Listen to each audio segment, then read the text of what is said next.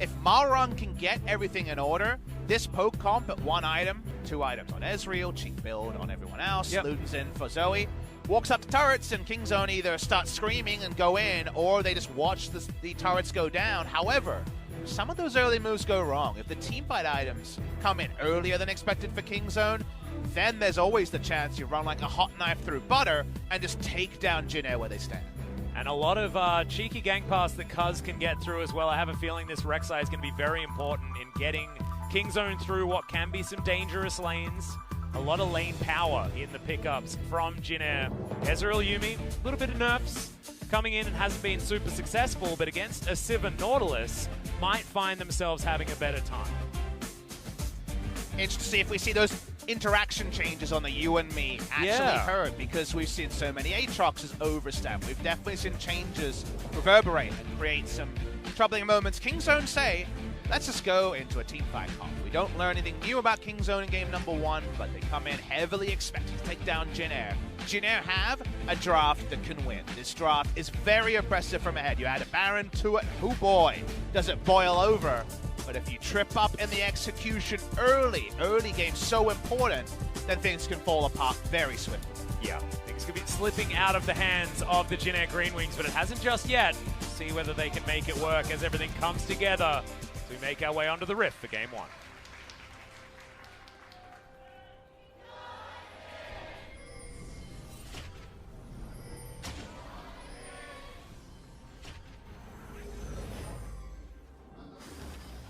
Okay, game number 1.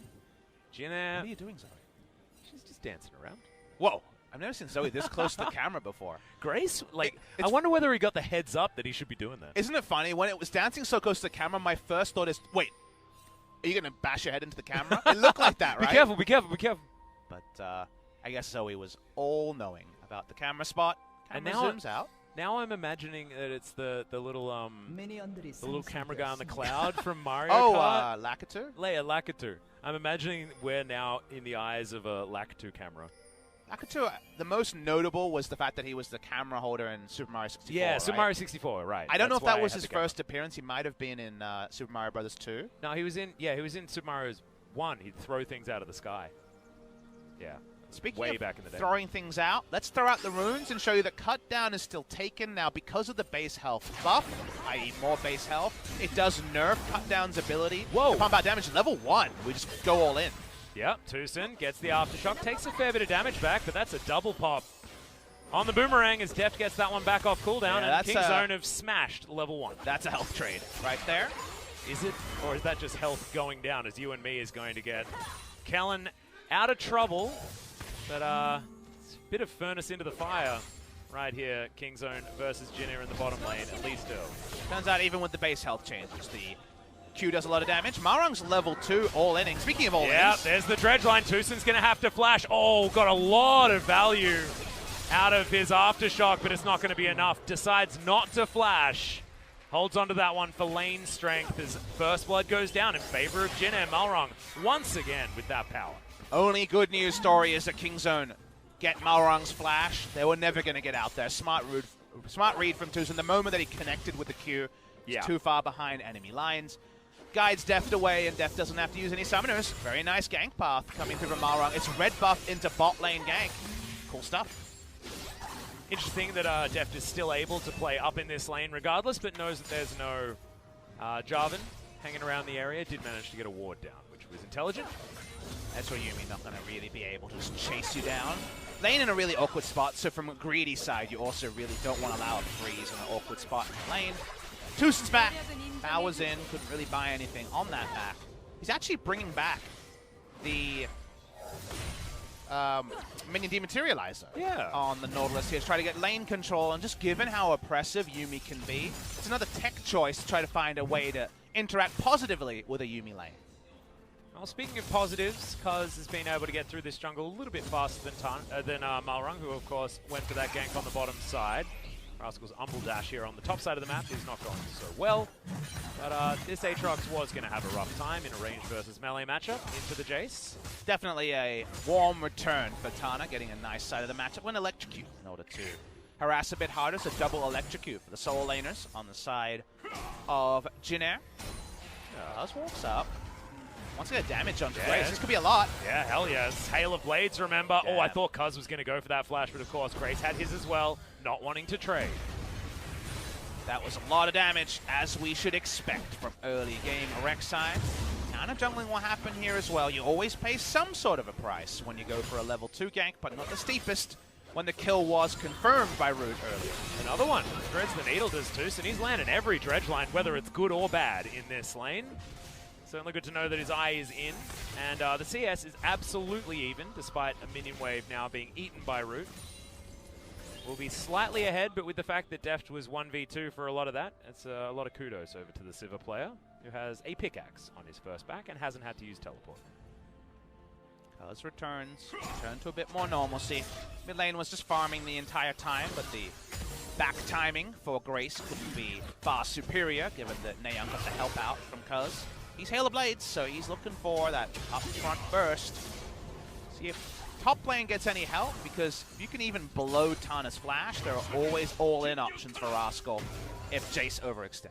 Yeah, you can imagine that Cuz held on to his flash and didn't go for it on Grace because he wanted that as gank assist. So 5 minutes into the game, still looking to see where Cuz decides to attack next. Looks like he's around the mid lane at the moment, as Deft is 1 versus 3 as that ward goes down.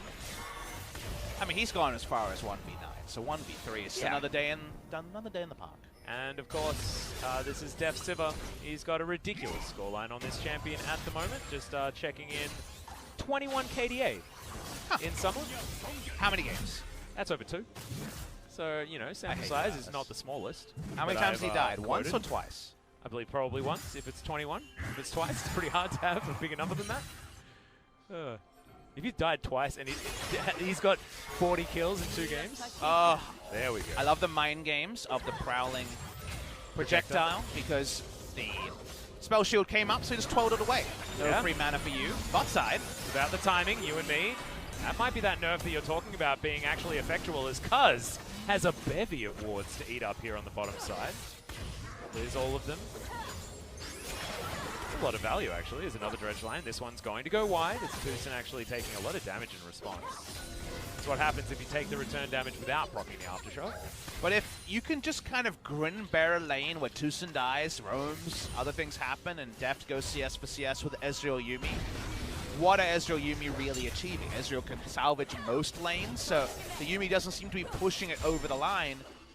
So it's kind of troubling here that for now, at least, Deft's getting a free lane against a champion known for lane domination. Now that was real cute use of the prowling projectile. Sorry to cut you off there just a little bit, Papa, as I'm going to cut myself off. Tana down to 400, offers back a bit of a trade onto Rascal, who didn't have a lot of follow-up damage. It's getting explosive towards the top side. Grace going to get pushed back, but the flash comes out. Trouble bubble landed. Grace not able to follow up with anything other than more sparkles. The portal jumps forward, and Naeon does manage to get the siege minion. Well played by both sides then. That was pretty cool to watch. Flash is drawn out, as you would expect. Couldn't have flashed any later if you were Grace, but you get a damage trade to ensure you're not down summoners and at a health bar disadvantage.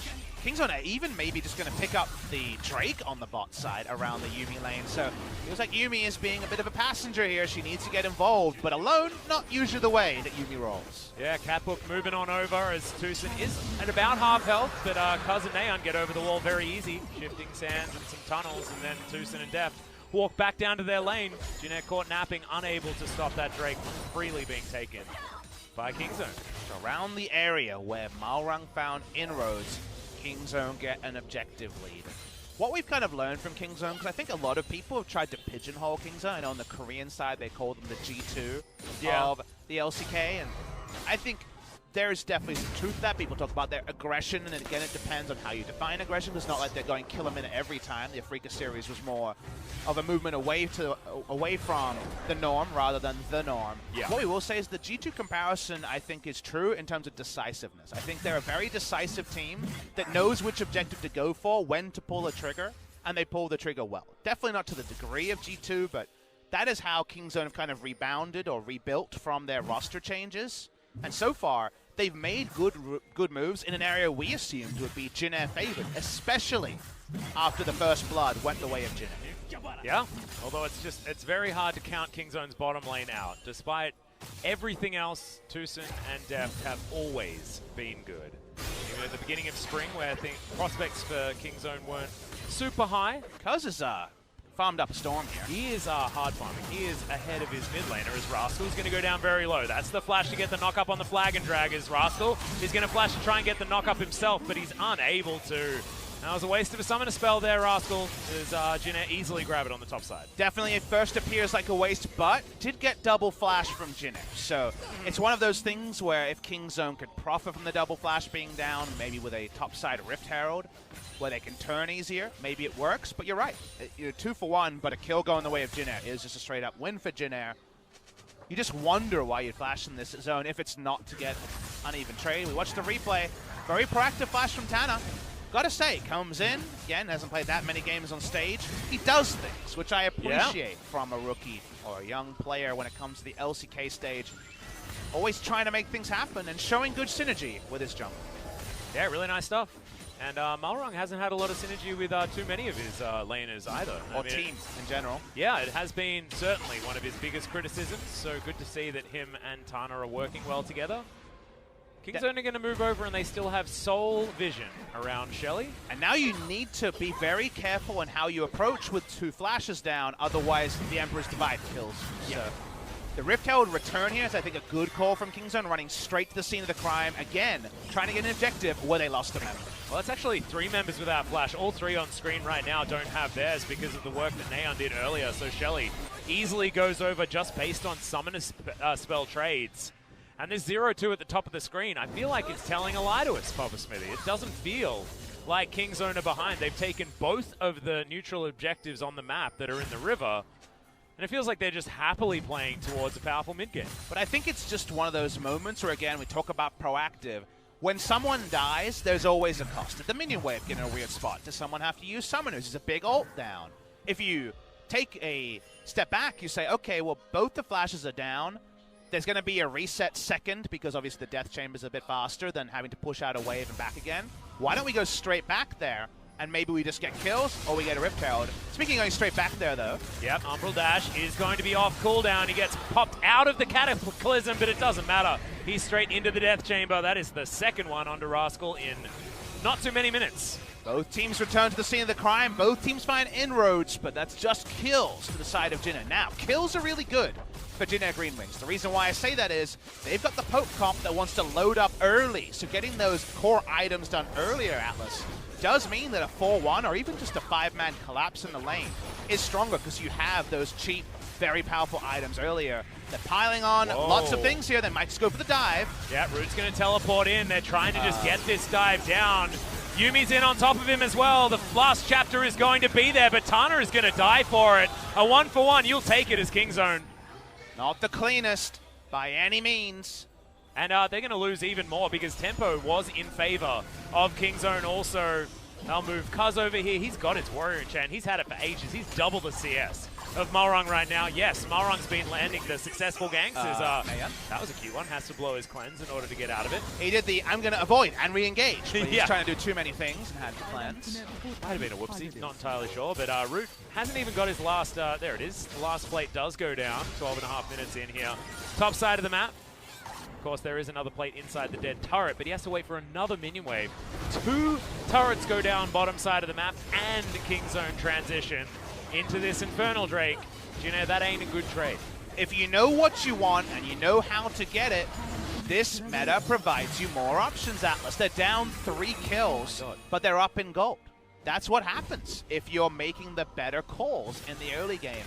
People say that macro is gone. No, defensive macro is a lot harder to pull off, but proactive macro around getting things is even more important than ever before, and stopping other people from getting things has been nerfed in trade. We watch the replay here, and yes, the dive comes off. I believe that should have been an EQ that was hit by Malrung. It missed, and so Tana ends up dying. Very awkward.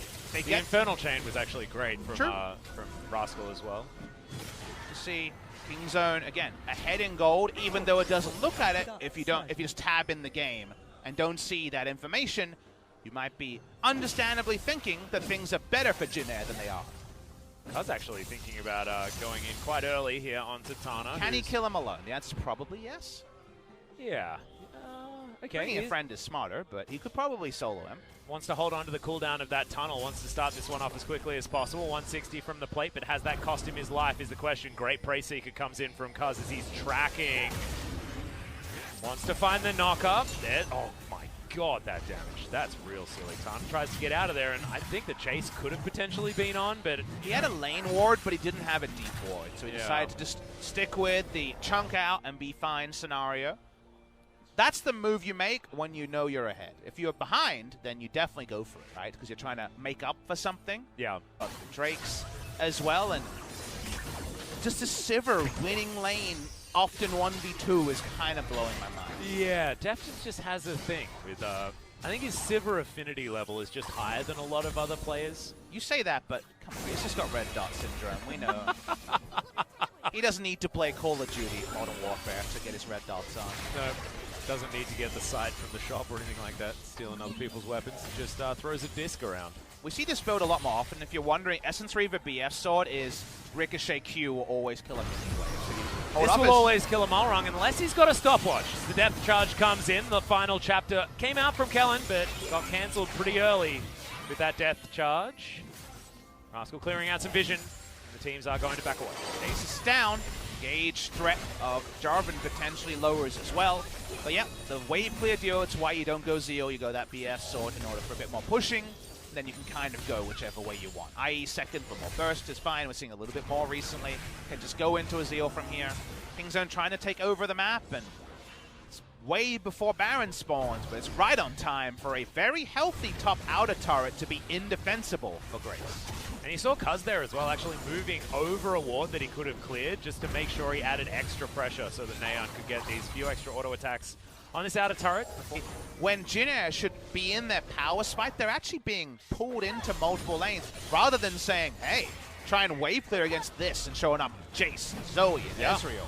So this is the point where Jin Air's comp is supposed to be kind of smashing and grabbing, and Kingzone saying, we need our items, we need to be able to team fight a little bit later, we need a bit more gold in the game. So if you can actually out-rotate the enemy and make them come to you when you should be weak, we're going to get to a point where it's cool story. Jin Air shows up and just gets team fought to death. So this is Kingzone kind of playing Jin Air like a fiddle, and Jin Air not being able to know how do we actually get them to come to where our strength is. Well, Jin Air actually just haven't been making the proactive plays, right? Apart from Malrung ganking some lanes, which is what junglers generally want to be doing. But what is... Agreed, but what is the proactive play now is rolling up in mid, control warding both sides and saying, cool turret, we're going to siege it to death. And then not being able to do that because Kingzone's doing other stuff first that Jin Air haven't already prepped vision to have a counterplay. So if you don't have vision set up, you kind of have to just defend. Yeah, that was going to be my follow-up point, is that Jin Air just haven't been the ones making the decision first and making Kingzone react to them, because out of Kingzone 1 game so far, they're looking to team fight Atlas, and they're not a team fight comp. Well, they might have to. Kingzone are now grouping around the Ocean Drake. Does a fair bit of damage there to depth, as you can see. This will be their second. Not exactly the highest value, but Kingzone probably want to fight. Good True Shot Barrage does land a lot of damage as Tucson into the backline does find Tana as the flash forward from Rascal. He gets hammered back, but there's no inner turret, and he is about as dead as you can be. Pulled out with the dredge line, and now Kingzone are thinking about inhibitor turrets. And they're just going to ride this minion wave in, and Jin Air realized too late, A, we don't have an inner turret, and B, that minion wave's coming in, we're going to lose an inhibitor. Yeah, they got 2 minion waves, actually. There's another one that they prepared earlier. Neon could have set up a sun turret, but decides to hold on to the cooldown. This turret is dead. Can Jin Air actually find the fight? Good dredge line, body blocking there from Kingzone, as Tucson may actually fall. Okay, last chapter is going to come out, but Tucson flashes it. Now Neon able to get out with the shifting sands. Cuz gets the knock up on a Malrung, takes half of his health bar. Tana has TP when he respawns, but they can't chase enough an Atlas. Before mid lane outer goes down, the inhibitor line is broken. And no inhibitor going down there as well, so Jin Air not going to necessarily be able to freeze this one out and try and get that farm. This minion wave is going to probably just go down to the next wave that's going to come out of Jin Air's base, and Jin Air move 5 members into the mid lane to take this outer turret, but it's going to be their first of the game, Papa. That top outer turret didn't even fall down. No, it didn't, Atlas. They're getting run around. We said playing like a fiddle, and think people were thinking fiddlesticks. Now we're thinking of an actual fiddle. This is very much the musical instrument, because in all of the perceived chaos on Jin Air's side, Kingzone are creating chaos to suffer siege, and now they're just engaging. Yeah, another dredge line lands. I think Tusin's just throwing them out off cooldown if there's someone in range. And it's what up a freeze. They just, the best thing they could do with the bad scenario they got themselves in was a freeze, and it was cool to watch. But in this particular game, Jin Air don't set up the vision like we mentioned. Don't use the priority times you get by pushing out first to put down vision. They instead just respond to a team fight, which they shouldn't be doing anyway. The inner turret being down kind of ruins them. This is very much the pants down scenario. Yeah. For Jin Air, they got to lace back up those pants, Atlas. Otherwise, if you fly by the seat of your pants against Kingzone, you just lose. And that is what's happening. And I just love the fact that Tusin gives away first blood, and he's still playing as confidently, as aggressively. It's like nothing can phase this guy. It's helpful when Deft doesn't even apparently notice that his lane partner leaves the lane. Yeah, that's true. Whether by death or roam timings, he's like, hey, I don't give a crap about the cat. Yep. Deft confirmed.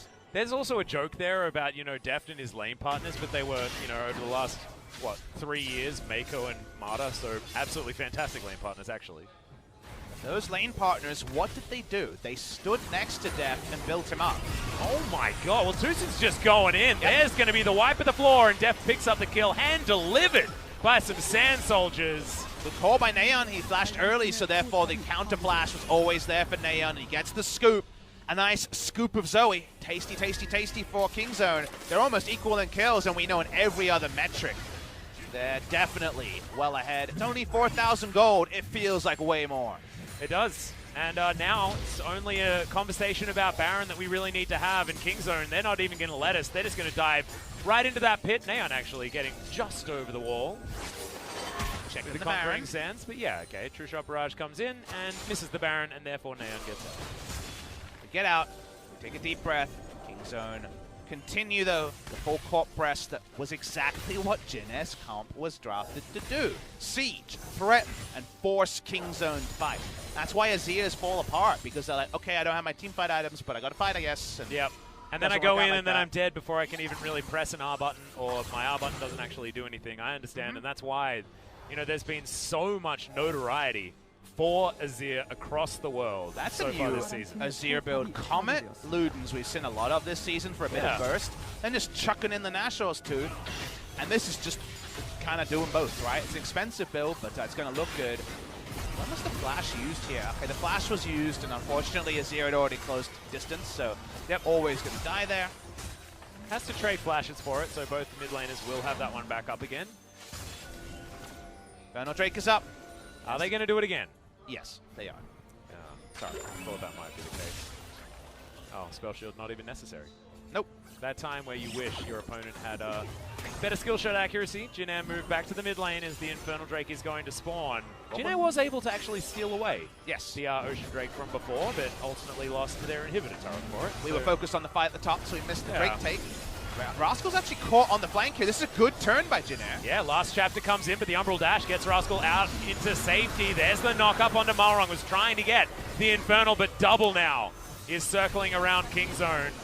Great spell shield there from Deft, and no trouble bubble to find for his team fight reset plays with his ultimate was the right call, because that's not fully engaged in a fight. It's trying to catch someone. Pick and poke is what they're all about. Unfortunately for them, no Drake from it. Another objective to Kingzone. The Ocean Drake to next spawn is a bit of a non-factor, so I imagine this game is going to be very, very Baron-centric now. All rewards could be best to use top side for the next incoming minutes. All the sleight of hand later. Deft has most of his way to a Zeal item. How did Jin Air do it? They got to find those control wards in their red jungle, hit a trouble bubble, and delete someone. Otherwise, things should come up, Kingzone DragonX. Well, it feels like Tusin has a magnet on his dredge line, and everybody else has gotten to huge item spikes here for Kingzone. You've got the 30% CDR with the Ghost Blade and the Black Cleaver coming in for Rascal. Cuz has himself the most luxury items. He's 16 CS behind his top laner, for goodness sake. And that's a cool build. Nautilus is going for first item Stoneblade. That's my boy. That is not a support item. There's no Knight's Vow or Zeke's. Usually you choose between them. We talked about those trouble bubbles. That's going to hurt. Yeah, it's going to do a lot of damage, but Cuz goes immediately into his stopwatch, and now the follow-up teleport is going to come in. Largely defensive, as Tusin takes a lot of damage. Now On the Hunt has been popped. Death sidesteps the trouble bubble. It's a lot of cooldowns. Aatrox TP, then maybe they can play the map a little bit easier. But you gotta be respectful. The threat behind Kingzone is undeniable. Yeah, there's a hell of a lot of wards around here, but here goes Tucson, does have a stopwatch as Root goes down extraordinarily low as in goes the Rek'Sai. The Void Rush is enough to get the kill, but he is followed up on with a death of his own.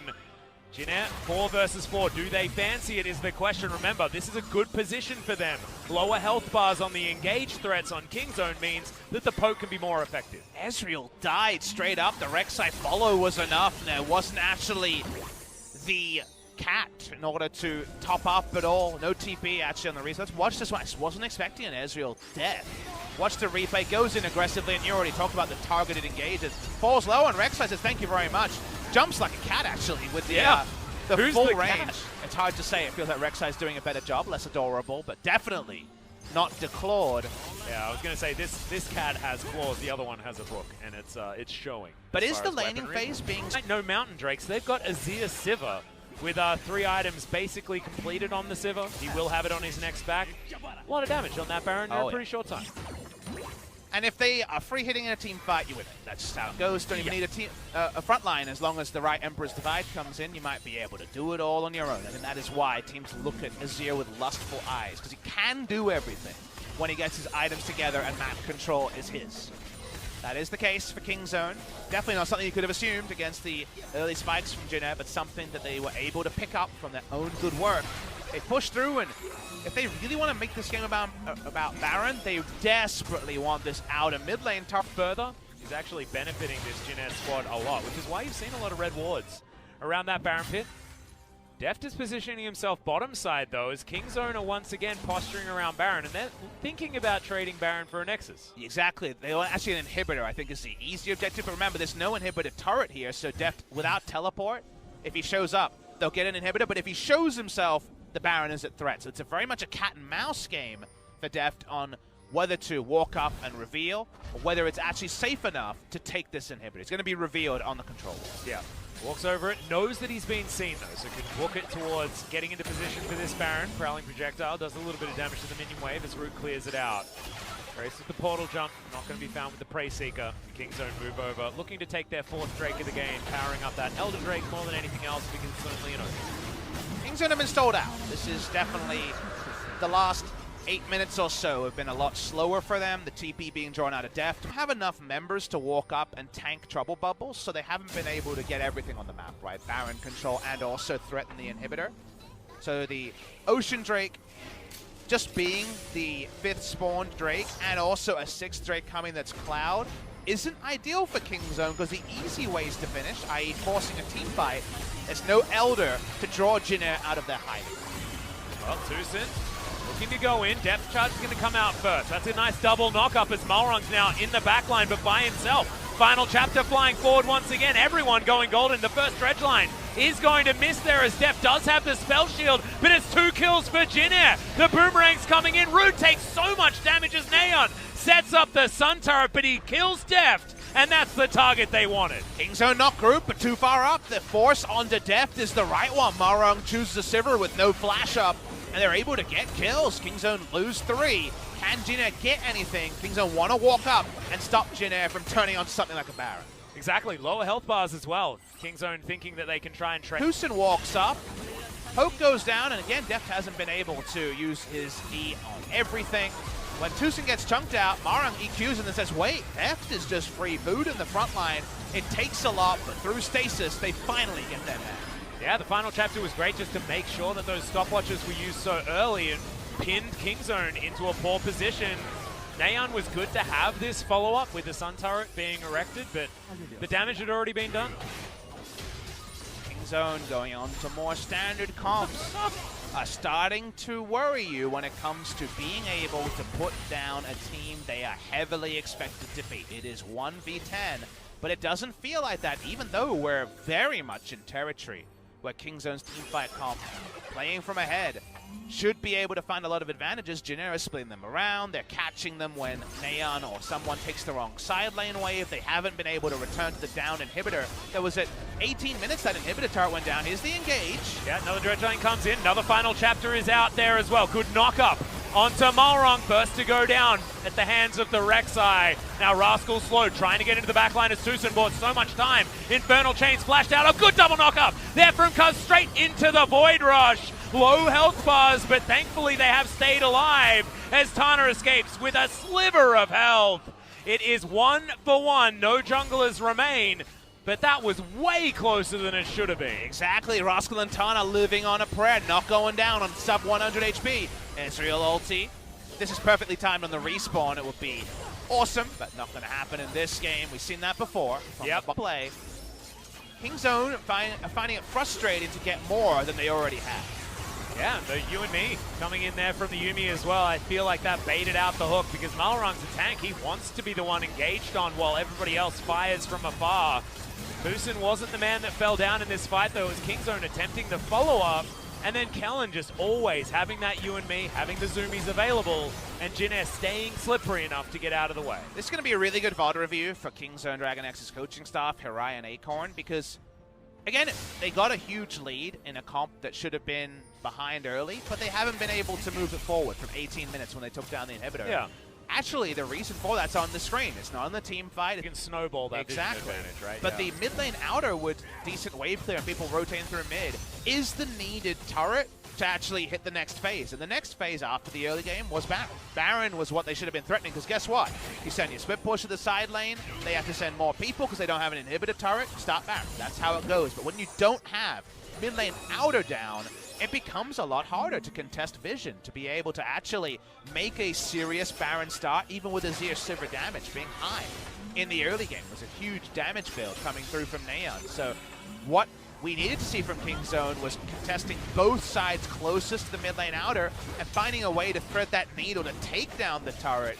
Now they're trying to find harder win conditions, like a 39-minute Elder Dragon, in order to get over the line. So Kingzone's stall is because of their own mistakes, specifically around mid lane outer turret destruction. Well, Kingzone now, with their 5th Drake, will have a very, very powered up Elder Drake, like you were talking about. Now, wanting to try and take a fight in their terms. This outer turret is low, although still alive, like you pointed out before, and Aatrox is knocking on the front door of Jin.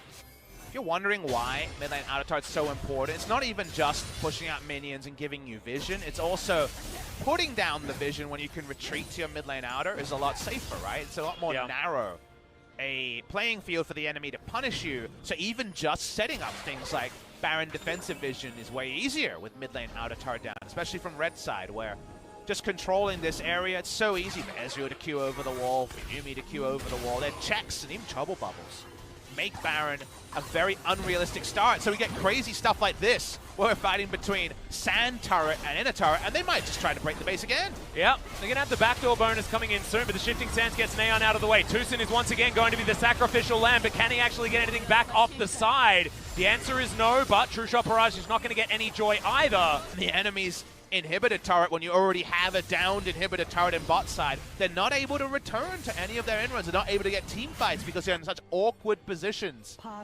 This is just chalk, fingernails on a chalkboard for the coaching staff, because they did so much right, and now Jin are just extending the game further and further, and we're getting into 40-minute territory before another 5 minutes. And we've got a hell of a lot of damage waiting in a brush over here, as Cuz thinking about stalling out this minion wave. Not going to do so. It's a lot of damage potential here. Yeah, there's a lot of wards. There's so many zombie wards. Kingzone say, okay, I was wondering if they're going to start at Neon, hits the control ward, and you have solo Q flashbacks where you're trying to sneak a Baron and people don't know how vision toggles work. Well, they take down control wards. They've got a very clear pit. It's clear now. They start hitting it, and well, the Ezreal ult comes in, and they do this fast, but Malrong is right there. Is it fast enough? As Neon is very, very low. Kingzone pull away immediately, not wanting to risk anything. Blue buff will go over to the Azir, but he's out of the fight for the moment, doesn't have teleport, and now Jin have control of the river on the top side. Once again, Kingzone try to go for a play.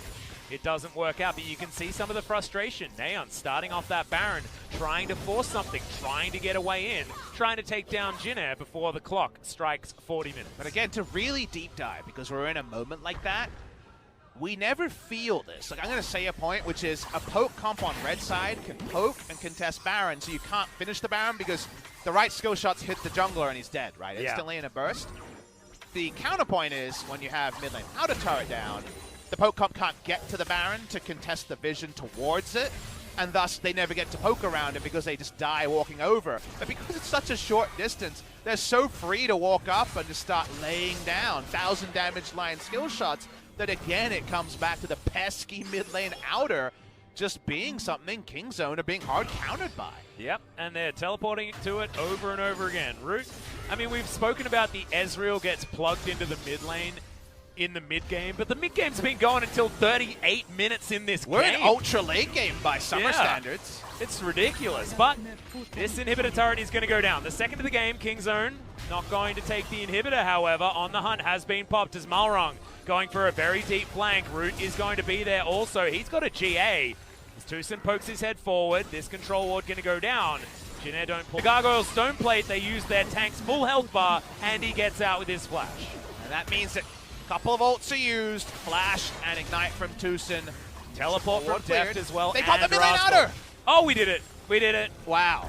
I feel that Kingzone should have an appreciation day for that exact timer. Where's the thread on Reddit? Exactly. Outer turret goes down at 38.5 minutes. Appreciation thread. And finally, Jinair have now given maybe enough rope for Kingzone to actually catch someone. Well, it's a very definitely maybe scenario. I was going to say something to talk about, but the Baron we'll talk about first. Yeah, let's hold off on the Van Wilder talk as Kingzone looking to try and defend the Baron and take an Elder. No, they're going to pull off the Elder Drake. They're going to leave Naeon to finish it off. He is going to get it. Now 4 members with the buff move into the pit. And it looks like it's been leashed for Kingzone to come and take. Because remember, this is a 5 Drake Elder buff and is doing so much damage if Kingzone can land some autos. Because with his Q, with the Hail of Blades tearing them apart, with that dot damage that can be applied so well. And Naeon's just splitting the map. The poke has to be moved. And that's stolen now. No Baron going over to Kingzone. Naeon has himself a Sun Turret, but Tana gets back to the mid lane. Naeon might actually be routed here. Grace doesn't find the trouble bubble. And they catch him! Now, not going to get it. Naeon has to flash. Rascal getting in. The Infernal Chains are down. Root going down so low, and Kingzone may have found their team fight. The ricochet damage is gigantic. And Jinair had been playing the do-si-do for so long, and now only Tana remains. And remember, there are like no inhibitor turrets left. Yeah, the game's going to end here. Atlas against Baron, most likely. The death timers are so long. Kingzone watched Jinair win at the do-si-do, punch them in the face, and they might just steal their lunch money. Yeah, you're hitting yourself. Stop hitting yourself. Nexus turret number 2 will fall down, but not before Tana as the ace comes in. It is going to be Deft picking up that final kill. The Nexus goes down, and the beauty of it is the fact that the inhibitor turret in the mid lane remained available. Kingzone struggles in the mid, but elsewhere things were absolutely fine. Jinair was so steadfast in their defense of Baron and their frustration of Kingzone, and for that, you definitely give them S+. They deserve an S, but it's in a loss. It does happen from time to time. From this one's going to be a long one and a frustrating one for Kingzone. From the side of Jinair, I think a lot for to both learn. teams. I think for both teams, there's a lot to learn. There's things